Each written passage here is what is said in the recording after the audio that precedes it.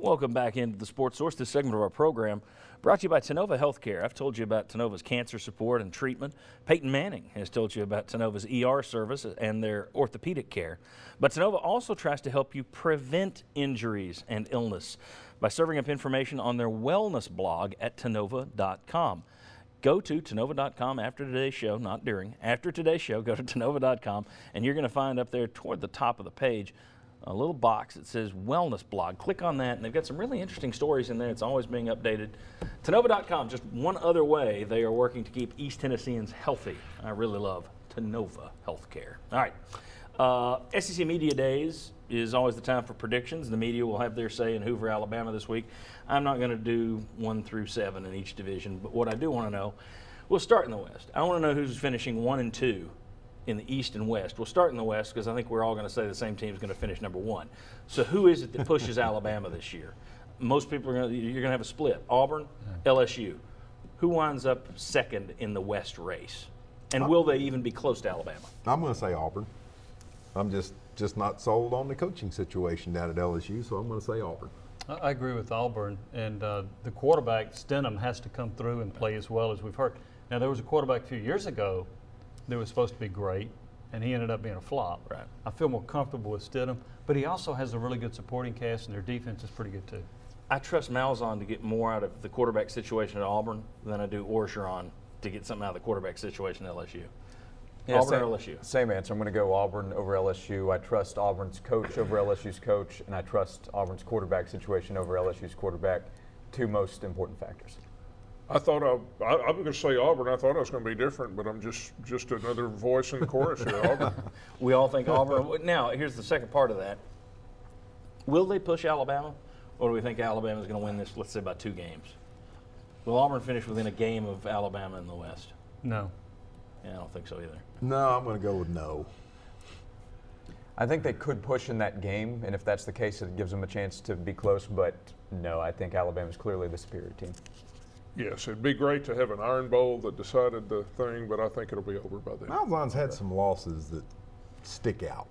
I'm just While he's been there. He was crowned the genius of football, and I'm still not there yet. Now we'll see. We'll see.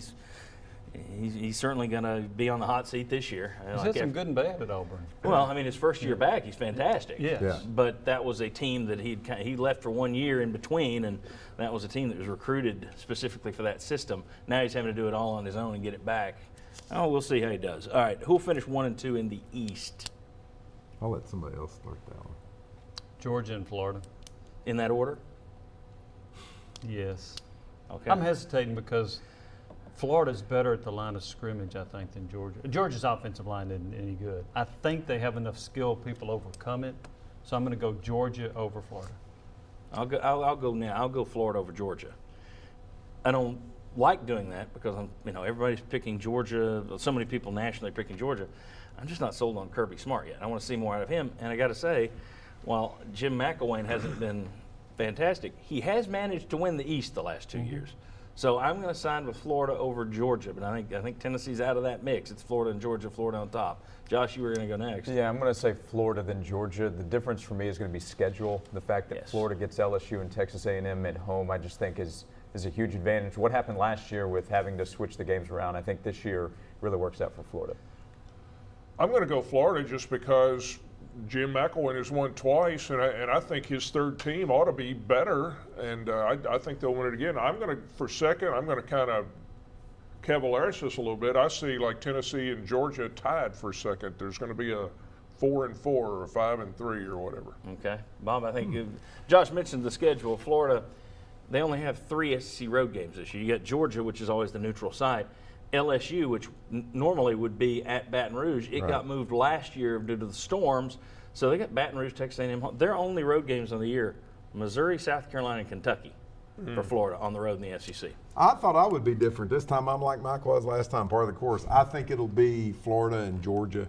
And I think Georgia's offensive line problems, I don't think they'll be able to overcome it against the good teams. I think they'll be able to win most of the games they should win, but I think against the good teams it's going to be a real problem, despite the fact they've got really good skilled guys. So I'm going to go Florida and Georgia. And once again, he's won it the last 2 years down in Florida, so why not? And then Alabama destroys Florida in the SEC championship game yet again. that the guess? Yeah, something like that. All right, we'll see. We'll see if we're right. All right. When we come back. Oh, by the way, speaking of SEC Media Days, let's go to the desk camera again there, Chris. Josh and Jimmy, you guys are both going to be down there doing your radio. Tell people when they can find you on and where they can find you. Yeah, we'll have live coverage 12 p.m. to 7 with Sports 180 and Sports Talk. And we'll have hits all day long, actually, all 4 days at SEC Media Days. And that's 99.1 and AM 990. So, is there any other? Are those your only digits at this point? There used to be. Okay, very good. And the WNML app. Mentioned that one as well. Okay, and Mike Strange will be I down will there as be well there, for the Sentinel. so check Go Vols Extra frequently. Yeah, now if any of these people would just give me an occasional plug back, it'd be great. All right.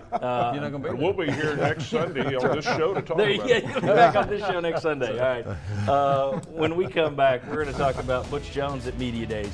Is the media going to be coming after him? Which phrase will he hear more of from the media? Hot seat or champions of life? Come on back.